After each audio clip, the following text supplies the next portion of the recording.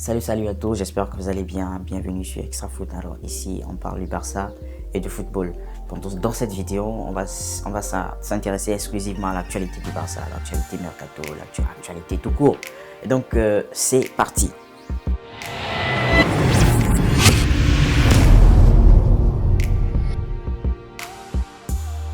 Alors les amis, comme je disais, on va parler de l'actualité du Barça. L'actualité du Barça, on va dire, tourne ces derniers temps autour de l'Assemblée Générale des Socios. Donc l'Assemblée Générale des Socios qui s'est tenue hier et avait pour optique de savoir si les Socios étaient d'accord ou pas avec les accords, les offres que le club voulait signer pour pouvoir obtenir de l'argent. Donc Laporta et son, on va dire, son board ont insisté sur le fait que ces deals-là, étaient très importants pour le club dans la mesure où ces deals devaient permettre au club de recevoir de l'argent, devait leur permettre de recevoir des liquidités, devait leur permettre de recevoir, on va dire, parce que Laporta parlait d'une épée Damoclès sur sa tête en fait. Donc le mec il était vraiment pressé. Et puis il recevait aussi des pressions au niveau de la Liga.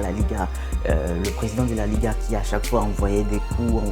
Donc Laporta et son board et son équipe ont quand même bien travaillé. Voilà, ils ont trouvé des accords et ils ont proposé cela aux Socios et les Socios ont voté hier. Et donc, au sortir de la réunion hier, les Socios ont approuvé la signature de ces leviers économiques. Le Barça peut vendre. Voilà, c'est pas encore fait, les deals ne sont pas encore signés. Donc Laporta écoute un peu les offres, on va dire ça comme ça. Mais sinon, ils veulent autour de... Le Barça veut entre autres 300 millions pour 49%, donc la vente de 49% de BLM et 49% de Barça Studio. Ça, c'est comme normalement le premier vote qui a été effectué lors de l'Assemblée Générale. Les socios ont dit oui. Et également, le Barça veut vendre 25% de ses droits de la Ligue, en fait, de ses droits TV. 25% de ses droits TV pendant 25 ans. Donc là, c'est pour recevoir une somme avoisinant les 500 millions. Donc quand on fait la somme, le Barça pourrait se retrouver avec à peu près 800 millions pour cette fin d'exercice 2021-2022. Donc c'est très important, comme l'a dit Laporta. Il y a eu beaucoup de gens qui ont parlé, ils ont dit que le Barça, certes, le Barça devrait toujours appartenir à ses fans. Le Barça devrait toujours appartenir à ses socios.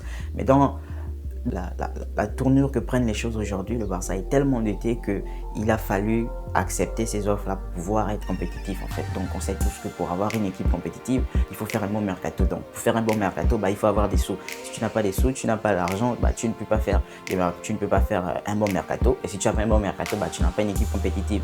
Si tu n'as pas une équipe compétitive, tu ne gagnes rien. Donc le Barça a pour ambition de toujours être l'un des meilleurs clubs, si ce n'est le meilleur club au monde. Donc c'est normal que les socios, on va dire, ils étaient un peu comme obligés, quoi. Ils aiment le club, ils veulent que leur club soit en haut et ils sont obligés de céder une partie. Donc on dit 49,9%, mais en réalité c'est 50% en fait. Donc c'est une partie des avoirs du club qui est partie, on va dire à 50% directement. C'est énorme. Donc à part, on va dire, donc de cet accord-là, de cet accord de l'approbation de la signature de ces leviers économiques-là, le Barça est prêt à signer Gavi. Donc l'accord est presque bouclé. Le Barça va signer Gavi. Il sera, on va dire, son salaire sera amélioré. Il sera un joueur de l'équipe première. Bon, normalement, si Préquipuy part, on pourrait donner le numéro 6 à Gavi et puis il aura normalement un numéro de l'équipe première. Donc voilà.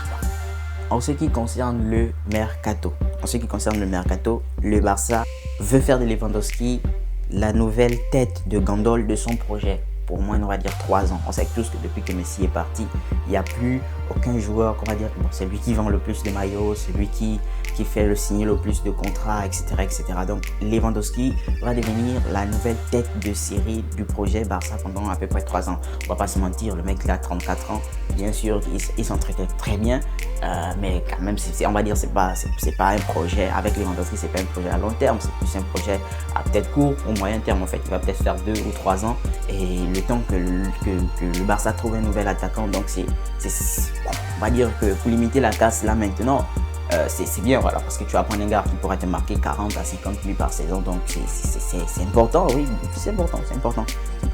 Donc le Barça veut également recruter Jules Koundé. Donc normalement ce que je cite là, ce sont les pistes de Xavi. Xavi qui a demandé à ce que Matteo Almani puisse lui ramener ces joueurs-là. Donc, Koundé, normalement, devrait être celui qui doit, on va dire, être le remplaçant naturel de Piqué. Parce que bon, on sait tous, on a dit ça dans une vidéo précédente, que Xavi avait dit à Piqué qu'il ne serait plus titulaire indiscutable. Donc on sait tous que Piqué aujourd'hui, il a quoi, 34, 35 ans, le mec il n'est plus au top de sa forme physique, il n'est plus aussi, on va dire, assez concentré dans le football et tout. Donc le Barça a besoin d'un jeune défenseur très bon qui pourrait directement prendre la relève en fait. Donc on sait que Jules Koundé, ça fait combien de saisons qu'il a sévi, il sort de très belles saisons, il montre de très belles choses. Donc normalement Jules Koundé est une piste prioritaire pour le Barça. Et donc on a également Azpilicueta. Donc Azpilicueta, avec la sortie de Dani Alves, le Barça se voit être obligé, le Barça est obligé de recruter un arrière droit. Le Barça est obligé de recruter un arrière droit. Donc la piste prioritaire c'est Azpilicueta. Il est à 1 an de la fin de son contrat. On va dire il est à la fin de son contrat. Lui, il est à la fin de son contrat. Mais normalement, s'il veut partir, il peut venir au Barça. Il y a déjà un accord, mais Chelsea a une option de renouvellement, on va dire de renouvellement unilatéral. Donc Chelsea peut le renouveler s'il veut. Maintenant, donc c'est ça, c'est à Chelsea de voir. Donc le joueur va négocier avec son club et voir s'il peut avoir une carte de sortie. Donc on a également Marcos Alonso. Bon, moi j'ai remarqué un truc, Xavi depuis qu'il est arrivé, ne fait pas énormément confiance aux jeunes, à part les jeunes qui sont vraiment exceptionnels. Genre que tu es un jeune, tu as énormément de talent. Comme je dirais par exemple Pedri, Gavi, eux ils sont vraiment, on va dire, hors norme. Mais les autres là qui sont un peu moyens, Xavi ne leur donne pas énormément de temps de jeu en fait. On a vu Nico avec Koeman, Nico jouait un peu plus. Au début, Nico jouait, mais après il a complètement disparu. Baldé, de temps en temps, il aurait pu aider l'équipe première, par exemple en soulageant Jordi Alba, mais bon, Xavi n'a pas voulu. Et donc je pense pas que réellement Xavi compte sur Baldé.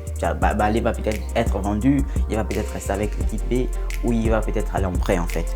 Donc, le Barça cible Marcos Alonso pour renforcer le poste arrière gauche et apporter un peu de concurrence à Jordi Alba. Parce qu'on sait tous que lorsque un joueur est en concurrence, ça le pousse à beaucoup plus travailler, ça le pousse à beaucoup plus se donner parce qu'il sait que sa place n'est pas jouée en fait. Donc, Jordi Alba, ça fait combien d'années qu'il est dans un fauteuil. Le mec, il fait des bons matchs, il fait des mauvais matchs, il est toujours titulaire. Donc, c'est une très bonne chose qu'on apporte un arrière gauche. Voilà. Le Barça, avec la signature de ces leviers-là, n'est plus obligé de vendre Frenkie de Jong. Mais par contre, Xavi, on va dire, préfère Bernardo Silva. Donc s'il y avait la possibilité de faire un échange, il prendrait Bernardo Silva parce que c'est un numéro 8, un peu, on va dire, Barça. Donc dans ce que le Barça demande chez les numéros 8, Bernardo Silva répond un peu plus à ses exigences. En plus, lui, il est polyvalent, il peut jouer presque partout. En fait, au niveau du milieu de terrain, l'attaque, donc on a vu ça avec Manchester City. Des fois, il peut jouer en dos pivot, des fois, il peut jouer 8, des fois, il peut jouer 10, des fois, il peut même jouer ailier, des fois, il peut même jouer fond numéro 9. Donc, c'est un joueur qui est vraiment excellent. Le Barça pourrait avoir besoin de lui, donc le Barça pourrait vendre De Jong pour pouvoir obtenir Bernardo Silva. Donc, on a également Rafinha. Bon, Rafinha, c'est une piste vraiment qui a été évoquée depuis le début, on va dire, depuis la fin même du mercato, parce que le Barça s'intéressait aux joueurs en cas de relégation de Leeds United. Leeds United n'est pas descendu, donc le Barça est obligé de négocier avec Leeds pour pouvoir, on va dire, pour que Leeds puisse aider le joueur. Mais eux, ils demandent une somme énorme. Donc le Barça a vraiment besoin d'un ailier droit. On va dire Dembélé, on ne sait pas qu'est-ce qu'il va faire. Le mec, il a reçu des offres, il a reçu plusieurs offres du club et il n'a pas encore donné suite en fait. Donc s'il part, c'est probable qu'il parte. Voilà. Le 30, il sera en fin de contrat avec le Barça, donc il sera plus un joueur du Barça. Il sera libre de signer où il veut. Donc voilà quoi. Les amis, on a fait un tour de l'actualité du Barça.